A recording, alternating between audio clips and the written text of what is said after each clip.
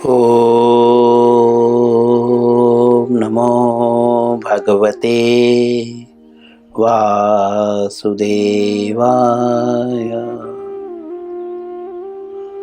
ओम नमो भगवते वासुदेवाय। ओम नमो भगवते वासुदेवाय।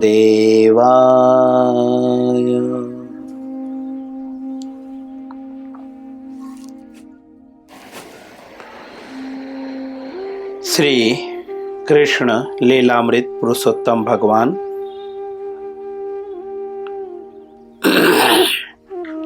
अध्याय 38।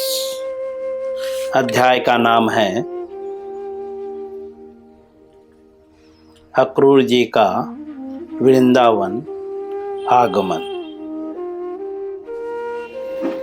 मध्य में है। जैसा कि अक्रूर जी विचार कर रहे हैं कि मैं तो कंस का दूत हूँ या कंस का अनुयायी हूँ, कंस का प्रतिनिधि तो कर रहा हूँ, तो इस कारण से जो है मैं कृष्ण का तो दुश्मन हुआ। लेकिन तो भी अक्रूर जी कह रहे हैं भगवान तो सबके हृदय में हैं और वे हृदय की बात को जानते हैं, इसलिए भगवान मुझे जो है शत्रु के रूप में नहीं स्वीकारेंगे, क्योंकि वे जानते हैं कि मेरे हृदय में क्या है। उसके बाद अक्रूर जी विचार करते हैं कि मैं वहाँ पे जैसे ही भगवान के सामने पहुँचूंगा तो संपूर्णता से, संपूर्ण विनम्रता से करबद्ध खड़ा हो जाऊंगा, हाथ जोड़ लूंगा और भक्ति भाव भंगिमा से जो है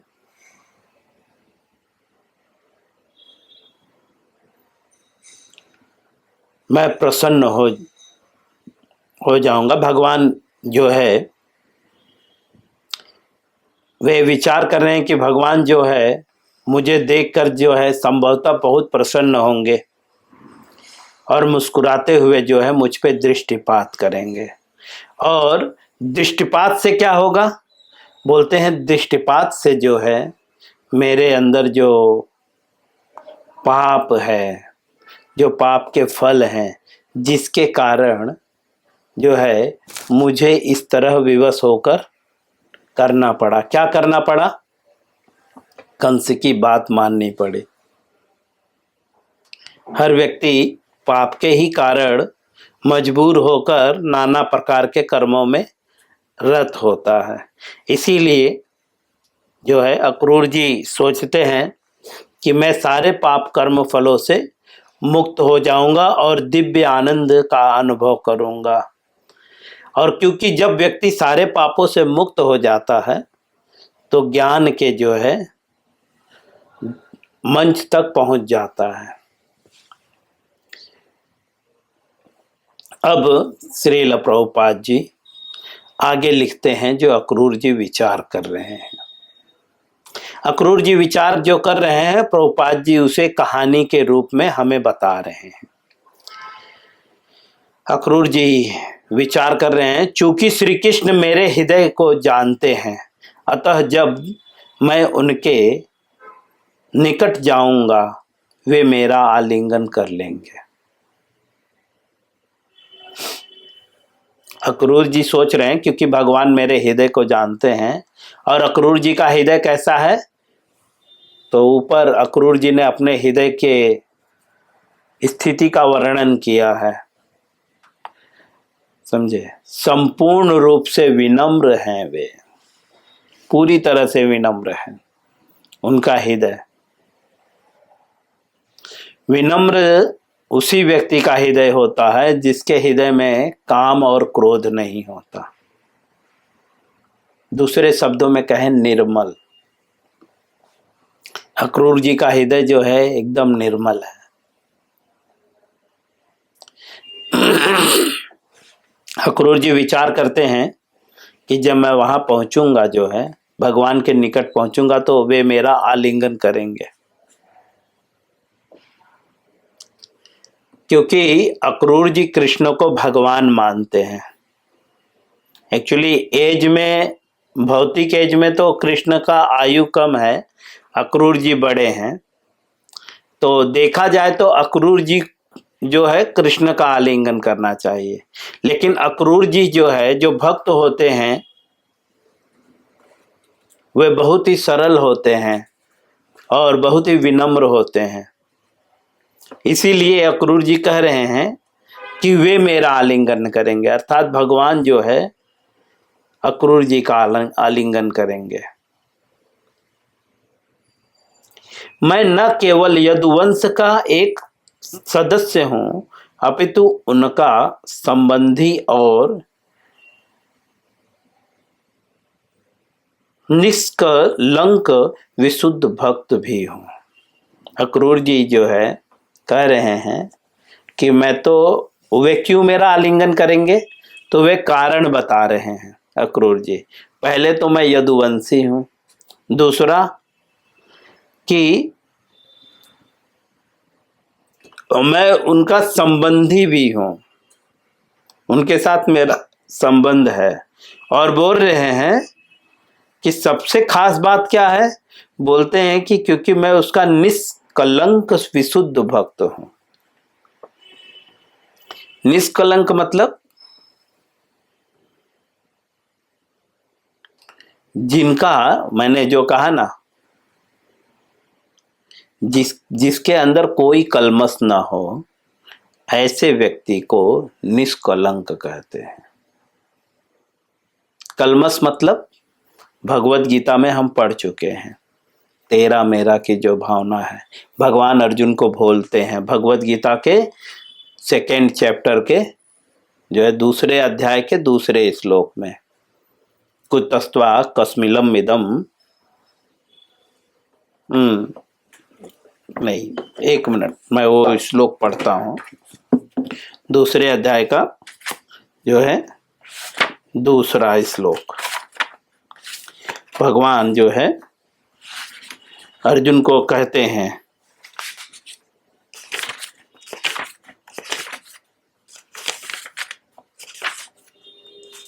कुतस्त्वा कस्मलमिदं विस्मय समुपस्थितम अनार्य जुष्टम स्वर्गम अकीर्तिम करम अर्जुन।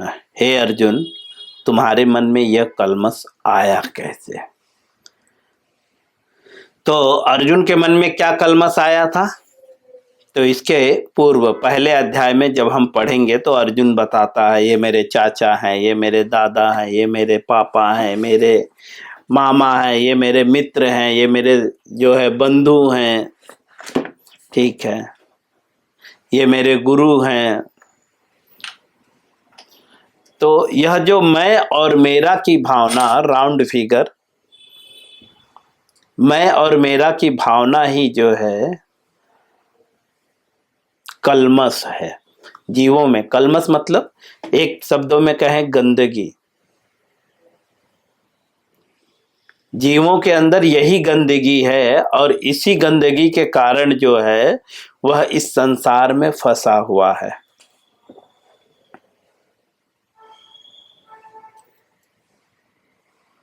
और यह गंदगी साफ कैसे होती है? चेतो दर्पण मार्जनम। यह जो चित्त पे जो गंदगी जमी हुई है, मैं और मेरा की भावना, मैं कर रहा हूं, मैं बना रहा हूं, ये मेरा है, ये तेरा है, ये मेरा घर है, ये मेरी प्रॉपर्टी है, ये मेरे बच्चे, मेरी पत्नी, ये जो मैं और मेरा की भावना, यह कलमश जो है, ये गंदगी जो है साफ कैसे होती है? चैतन्य महाप्रभु कहते हैं, चेतो दर्पण मार्जनम, चित्त का दर्पण मार्जन होता है। भव महा दावा निर्वापणम, ये जो दावा अग्नि है उससे निर्वापणम मतलब छुटकारा मिलता है। श्रेय कैरव चंद्रिका वितरणम विद्यावधु जीवनम। आनंदाम बुद्धिवर्धनम प्रतिप्रदम पूर्णामित स्वाधनम सर्वात्म सपनम परम विजयते श्री कृष्ण संकीर्तनम। भगवान श्री कृष्ण के संकीर्तन से जो है चित्त का दर्पण जो है मार्जन होता है। और भी बहुत सारे कुछ होते हैं। आनंदाम बुद्धिवर्धनम, आनंद बढ़ता है, बुद्धि बढ़ती है। इसीलिए तो कहते हैं कृष्ण भक्त अति चतुर। जो भगवान कृष्ण का भक्त हो जाता है वो बहुत चतुर हो जाता है। क्यों? क्योंकि भगवान का नाम लेने से बुद्धि भी बढ़ती है।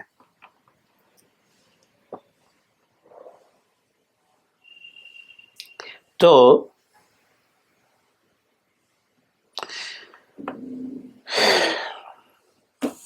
अक्रूर जी के मन में वे निष्कलंक थे, कोई भी कलमश नहीं था, अर्थात उनके अंदर तेरा मेरा की भावना नहीं रहती थी। क्यों नहीं रहती थी? क्योंकि वे विशुद्ध भक्त थे भगवान के। आगे लिखते हैं, क्योंकि मैं उनका विशुद्ध भक्त हूं। भक्त का तात्पर्य अक्रूर जी जो कुछ भी करते थे उसमें उनका व्यक्तिगत लाभ नहीं होता था, वह भगवान की प्रसन्नता के लिए करते थे। इसीलिए अक्रूर जी जो है संभवतः शब्द प्रयोग करते हैं, विचार करते हैं कि भगवान ऐसा करेंगे शायद। ऐसा नहीं बोलते नहीं भगवान को करना ही पड़ेगा, नहीं, क्योंकि वे विशुद्ध भक्त हैं। विशुद्ध भक्त कभी भी डिमांड नहीं करता। ठीक है, भगवान मिले तो भी खुश, नहीं मिले तो भी खुश। ठीक है, वह पूर्ण रूप से भगवान पे डिपेंड होता है। तो इसीलिए अक्रूर जी यहाँ पे विचार करते हैं कि मैं जो है भगवान मेरा आलिंगन करेंगे। क्यों? क्योंकि मैं उनका विशुद्ध भक्त हूं। जो है आगे लिखते हैं, उनके दया पूर्ण आलिंगन से मेरा शरीर, मेरा हृदय एवं आत्मा शुद्ध हो जाएगा, शुद्ध हो जाएंगे और मेरे विगत जीवन के कर्म एवं उनके फल पूर्ण रूप से धुल जाएंगे। अक्रूर जी कहते हैं कि भगवान जो मेरा आलिंगन करेंगे, दयापूर्ण आलिंगन। दयापूर्ण आलिंगन मतलब बोलते हैं ना हम सामाजिक भाषा में, इस पे मैं दया करता हूं, मतलब दया मतलब वो उस योग्य नहीं है, छोड़ो ना, दया कर दिया। तो अक्रूर जी कह रहे हैं कि मुझ पे दयापूर्ण जो है आलिंगन करेंगे, मतलब मैं भगवान के आलिंगन करने योग्य नहीं हूं, लेकिन वो मुझ पे दया करके मेरा आलिंगन करेंगे।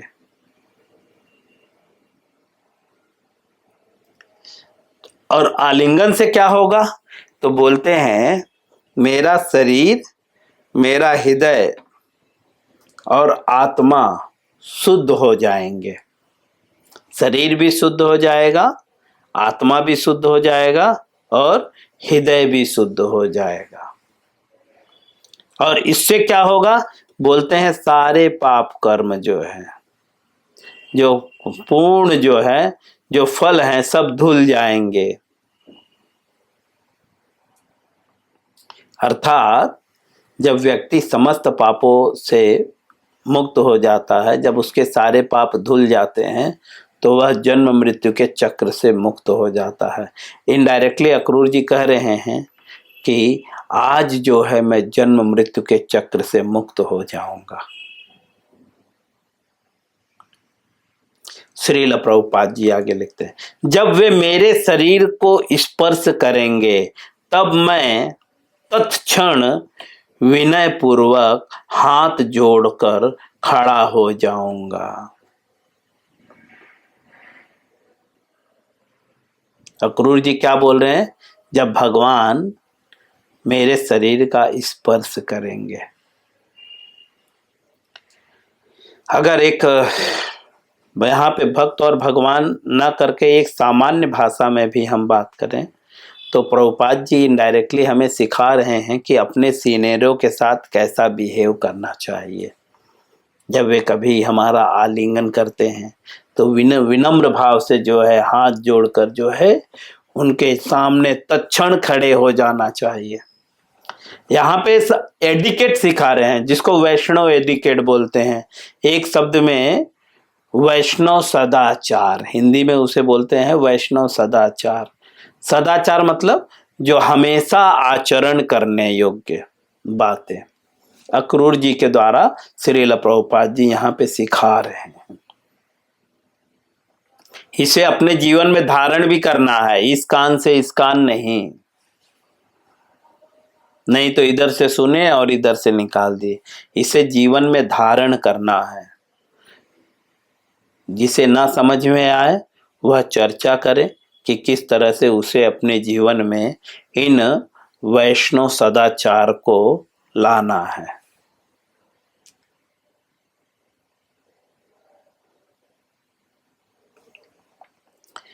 तो श्रील प्रभुपाद जी कहते हैं कि अक्रूर जी सोचते हैं कि जब वे मेरे शरीर का स्पर्श करेंगे मैं तत्क्षण जो है विनय पूर्वक जो है हाथ जोड़कर खड़ा हो जाऊंगा। तब श्री कृष्ण एवं बलराम निश्चित रूप से मुझे अर्थात अक्रूर चाचा कहकर पुकारेंगे, क्योंकि अक्रूर जी रिश्तेदार ऊपर क्लियर कर चुके हैं, क्योंकि मेरा उनका संबंध भी है एक चाचा भतीजे का। इसीलिए अक्रूर जी कहते हैं कि मैं जब विनय भाव से खड़ा हो जाऊंगा तो निश्चित रूप से जो है कृष्ण और बलराम जो है मुझे क्या कह के पुकारेंगे, अक्रूर चाचा। भगवान देखिए, भगवान भी रिश्तों का बहुत महत्व देते हैं। इसीलिए भक्त भी उम्मीद रखा है कि मैं भगवान का चाचा हूं। वे जानते हैं कि कृष्ण जो है भगवान है।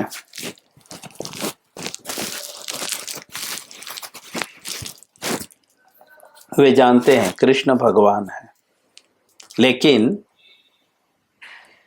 तो भी वे भगवान से अपना एक रिश्ता जोड़े हैं, चाचा। लेकिन यह एक ध्यान पूर्वक देखिए कि वो भगवान के साथ अपना रिश्ता जोड़ते हुए भी वे अपने दायरे को भूले नहीं है। यहां पे उन भक्तों के लिए वार्निंग है जो भगवान को अपना लल्ला बोलते हैं, लेकिन उनको साथ जो ट्रिक करते हैं वो लल्ला की तरह करते हैं, जैसे कोई साधारण बच्चा हो। लेकिन यहाँ पे हम देख रहे हैं कि अक्रूर जी कृष्ण स्वयं मानते हैं कि कृष्ण का मैं चाचा हूं, लेकिन कैसा ट्रिक कर रहे हैं, किस तरह से वे सोच रहे हैं कि मैं उन्हें प्रणाम करूंगा, मैं उनके सामने हाथ जोड़कर खड़ा रहूंगा। ठीक है, मैं चाचा हूं, लेकिन वे भगवान हैं, है ना। भगवान की भगवत्ता नहीं भूलते। हम लोग तो लड्डू गोपाल जी की सेवा करते हैं तो हम बोलते हैं तो हमारे लड्डू गोपाल है, हम उनके साथ जो है अपने बच्चे से भी गए गुजरे बिहेव करते हैं। मैंने देखा है, हम हमारे बच्चे को भी जितना परवरिश करते हैं ना, आज के जो लड्डू गोपाल के सेवक हैं जो स्वयं को बोलते हैं कि हमारे लड्डू गोपाल, हमारे लड्डू गोपाल, शायद वो अपने बच्चे की भी सेवा उतने मतलब क्या उसको बोलते हैं बेकार से नहीं करते होंगे।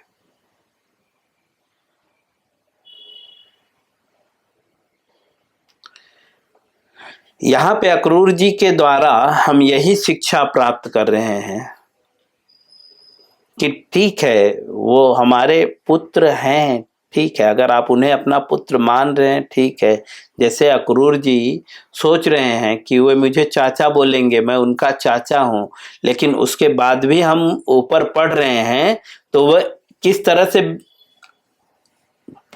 तरह से खुद को प्रेजेंट कर रहे हैं एक भक्त के रूप में प्रेजेंट कर रहे हैं, एक सेवक के रूप में प्रेजेंट कर रहे हैं और बार बार खुद झुकने का बोल रहे हैं।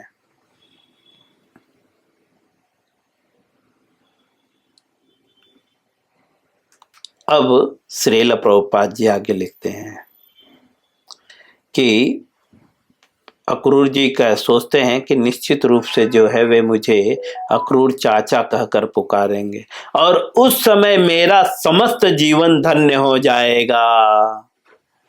वे कह रहे हैं कि जिस समय वो जानते हैं ये भगवान है और इसके पूर्व के पैराग्राफ में जो है वे पूरी तरह से विनम्र भाव से झुक के प्रणाम सब कुछ किया उन्होंने।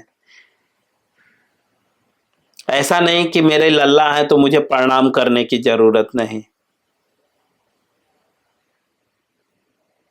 मैं बहुत सारी बातें यहाँ पे नहीं बोल सकता, नहीं तो बहुत लोगों को तकलीफ होगी, लेकिन आप समझ सकते हैं आपने अपने बच्चे की परवरिश की है, बहुत ध्यान से देखेंगे आप क्या अपने बच्चों की परवरिश इस तरह से करते हैं जिस तरह से आप लल्ला की परवरिश कर रहे हैं। बट हमें जो भी है, हम जो भी गलतियां किए हैं जैसे भी, लेकिन यहाँ पे अक्रूर जी के द्वारा हमें सीखना है कि ठीक है वो लल्ला हैं, लल्ला के रूप में हैं, लेकिन है मेरे लिए भगवान। जिस तरह से अक्रूर जी यहाँ पे कर रहे हैं कि मैं उनका चाचा हूँ, वे मेरे भतीजे हैं, लेकिन हैं वे भगवान। और इस तरह से वह भगवान के रूप में उनके सामने नतमस्तक हुए, उनको प्रणाम किए और विनम्र भाव से झुके।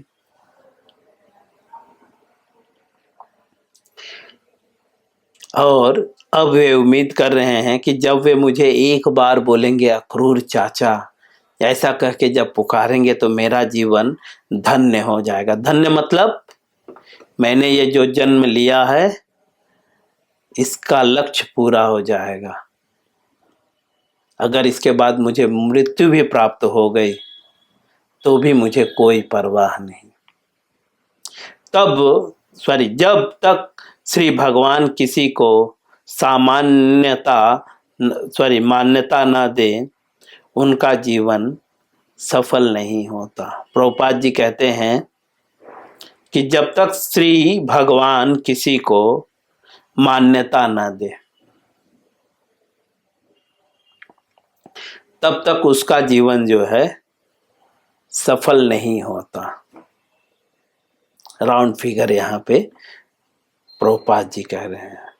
मान्यता का तात्पर्य भगवान हर जीव के साथ एक रिश्ता रखते हैं, किसी के साथ भक्त का, किसी के साथ सेवक का, किसी के साथ नौकर का, किसी के साथ मामा का, किसी के साथ चाचा का, किसी के साथ मित्र का। तो प्रभुपाद जी लिखते हैं जब तक आपको मान्यता न दे, मतलब कोई ना कोई रिश्ता ना आपके साथ कायम करें भगवान, तब तक जो है आपका जीवन सफल नहीं है। लेकिन यहाँ पे एक चीज बहुत गहराई से सोचने वाली है। अक्रूर जी ये नहीं बोल रहे कि मैं उनका चाचा हूँ, अक्रूर जी कह रहे हैं कि जब वे मुझे चाचा कह के पुकारेंगे तब मेरा जीवन धन्य होगा। हम भगवान को लल्ला बोल रहे हैं, लेकिन क्या वो लल्ला हमको माँ बोल रहा है क्या? तो जब तक वह लल्ला हमें माँ कह के ना पुकारे तब तक आप उसके माता नहीं हैं। इसीलिए उनको भगवान के रूप में पूजे और भगवान के रूप में सेवा करें। मैं यहीं पे विराम दूंगा, इसके आगे हम कल पढ़ेंगे। हरे कृष्णा।